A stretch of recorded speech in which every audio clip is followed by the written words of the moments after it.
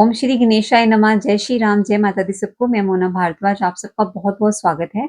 आज की हमारी चर्चा का विषय है जो हम बृहस्पति ग्रह 5वें घर में, 5वें भाव में, कालपुरुष की कुंडली में जो 5वां भाव रहता है और लाल किताब की मान्यताओं के अनुसार जब भी बृहस्पति ग्रह 5वें घर में होंगे, 5वें भाव में होंगे, तो वो कैसे शुभ या अशुभ फल देते हैं, इसके बारे में आज हम बात करेंगे।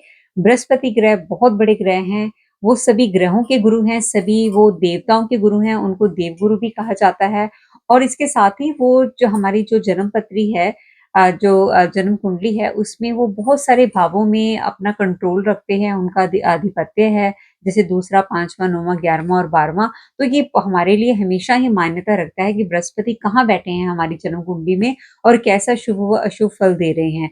तो 5वें भाव में बृहस्पति हमेशा ज्यादातर अच्छा फल ही देते हैं, बस कुछ ही एक्सेप्शंस रहती हैं।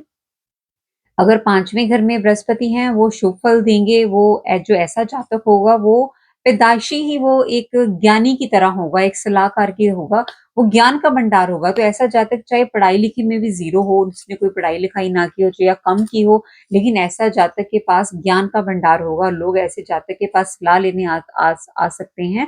तो मैं तो ये कहूँगी कि अगर आपको भी सलाह चाहिए या कुछ पूछना है आपने, तो आप ऐसे जातक के पास जाइए जिसका बृहस्पति 5 में, उससे थोड़ा डिस्कस करके कोई अपना डिसीजन बनाइए जो भी आप लेना चाहते हैं तो ऐसा जो जातक होता है गुणों का भंडार, ज्ञानी, सलाहकार, एस्ट्रोलॉजर भी हो सकता है।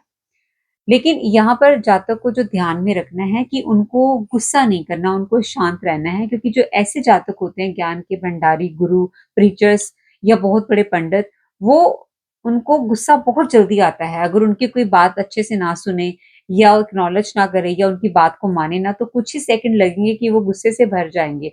अगर वो ऐसा करेंगे तो इससे जो उनका बृहस्पति है उसका उनको फल जो है उसका वो खराब हो जाएगा। तो ऐसे जातकों को कभी भी गुस्सा नहीं करना चाहिए, शांत रहना चाहिए। अगर गुस्सा आ भी जाए, तो कोई उनको तरीका सोचना चाहिए कि कैसे उन्होंने अपने गुस्से को शांत करना है। क्योंकि हम बृहस्पति ग्रह के फल को खराब कभी भी नहीं करना चाहेंगे। बृहस्पति बहुत बड़े ग्रह है और 5वां घर हमारी संतान का, हमारी एजुकेशन का है, हमारे ज्ञान का है और इसकी दृष्टि जो है वो सीधे 11वें घर पर जाती है, जहाँ से जातकों को अन्य लाभ मिल सकते हैं, अचानक से लाभ मिल सकते हैं। तो इसलिए जातक को बृहस्पति का 5वें घर में होना है, गुस्से का बहुत ध्यान रखना चाहिए। साथ ही अपने से बड़ों का कभी भी अपमान नहीं करना चाहिए, उनसे कभी बहस नहीं करना चाहिए, हमेशा सत्कार करना चाहिए, उनसे आशीर्वाद लेना चाहिए। सोसाइटी में जो भी लोग उनसे बड़े हैं या फिर घर में उनके जो फादर हैं, उनके जो दादा हैं, वो उनसे आशीर्वाद लें और उनका आदर-सत्कार करें। अगर उनको कभी कोई बात अच्छी भी नहीं लगती, तो वो उसको बस टाल दें और कोई अन्य बात शुरू कर दें। इसके साथ ही जो ऐसा जातक होता है बृहस्पति 5वें भाव में, उनको कभी भी लंगर नहीं करना चाहिए। वो लंगर करवा सकते हैं, लेकिन उन्होंने लंगर करना नहीं है।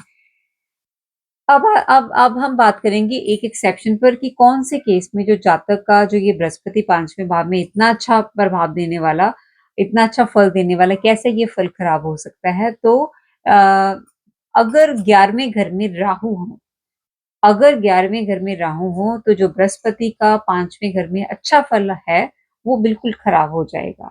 जातक को अपभ्रंश, उनको कोई समाज में उनका कोई अपमान कर सकता है या उनको संतान से रिलेटेड कोई प्रॉब्लम हो सकती है या कोई और प्रॉब्लम हो सकती है, क्योंकि राहु 11वें घर में होने की वजह से उस दृष्टि का दोष लगता है और जो बृहस्पति का अच्छा फल है, वो खराब हो जाता है।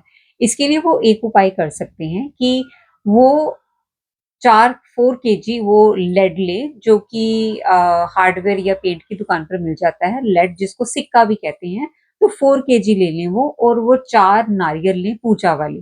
तो दोनों को एक साथ वो जल प्रवाह कर दें पानी में दोनों हाथों में लेकर, ऐसे करके, ताकि हाथों की जो रेज़ है वो पानी के अंदर जाए। लिफ़ाफ़े से नहीं करना, वो लोग उपाय ऐसे ही कर देते हैं। तो इसलिए हाथ में कुछ जब भी कुछ जल प्रवाह करना है, हाथ में लेकर ऐसे उनको जल प्रवाह करना है। तो अगर वो ऐसे कर देते हैं, तो जो राहु का खराब होने का जो उनको दोष लग रहा था, 5वें घर पे दृष्टि जा रही थी, वो जो खराब होने का जो फल है वो ठीक हो जाएगा और जो उनको अच्छा फल है फिर से उनको आना शुरू हो जाएगा। तो ऐसे जातक हैं जो उनको पढ़ाई-लिखाई का काम वो कर सकते हैं, पढ़ाने का काम कर सकते हैं, कंसल्टेशन का काम कर सकते हैं, एस्ट्रोलॉजी का कर सकते हैं, अगर वो पहले नहीं कर रहे थे। तो ऐसे जातक, क्योंकि जैसा मैंने कहा कि वो पैदाइशी ही गुरु होते हैं, रीच कर सकते हैं, तो उनके उनके लिए बहुत सारे अ, ऑप्शंस हैं कि वो किस लाइन में जा सकते हैं सिखाने सिखाने में। और एस्ट्रोलॉजी भी कर सकते हैं, सिखा भी सकते हैं और कर भी सकते हैं।